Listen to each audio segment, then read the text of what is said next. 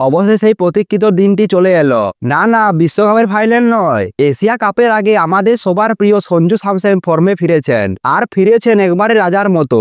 আগের ম্যাচে সঞ্জু যখন 13 রান করে ফিরেছিলেন তখন তার ফ্যানদের কি অবস্থা হয়েছিল জানেন? কেউ কেউ তো খাওয়া ঘুম ছেড়ে দিয়েছিল, কেউ বলছিল হে ভগবান আমার সঞ্জু আর কবে রান করবে। কেউ আবার প্রোফাইল পিকচার বললে সঞ্জুর কান্না মুখে ছবি লাগিয়েছিল। আর সবাই একটাই কথা বলেছিল, সঞ্জু ভাই এবার কি তাহলে সেই একই গল্প?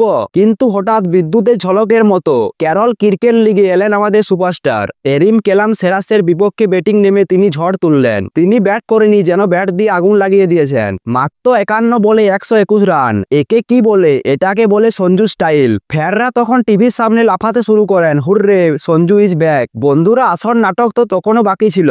শেষ ওভারে 17 রান। আমরা যারা সঞ্জু স্যামসন এর ফ্যান তখন তারা বুকে হাত দিয়ে টিভির সামনে বসে আছি। আমাদের মনে তখন একটাই চিন্তা, সঞ্জু স্যামসন তো সেঞ্চুরি করে দিয়েছেন, কিন্তু ম্যাচটাকে জেতা যাবে?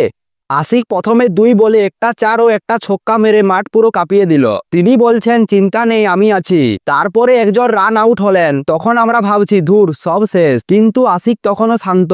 শেষ বলে 6 রান দরকার, তখন যেন পুরো স্টেডিয়াম নীরবতা পালন করছিল, সবাই চুপ।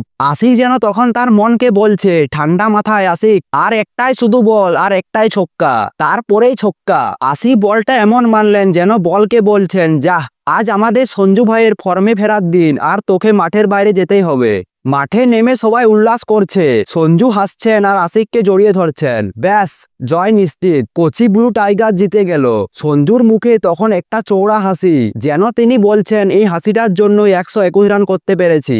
আজ ম্যাচের সেরা কে হলেন? হ্যাঁ, আমাদের সঞ্জু ভাই। তো বন্ধুরা, এশিয়া কাপের আগে আমাদের সঞ্জু ভাই ফর্মে ফিরেছেন। এবার শুধু অপেক্ষা এশিয়া কাপে তার এই ঝোড়ো ব্যাটিং এর জন্য। তাহলে বন্ধুরা, ভিডিওটি ভালো লাগলে ভিডিওটি লাইক দিয়ে চ্যানেলটি সাবস্ক্রাইব করে দিন। দেখা হচ্ছে পরের ভিডিওতে। জয় হিন্দ।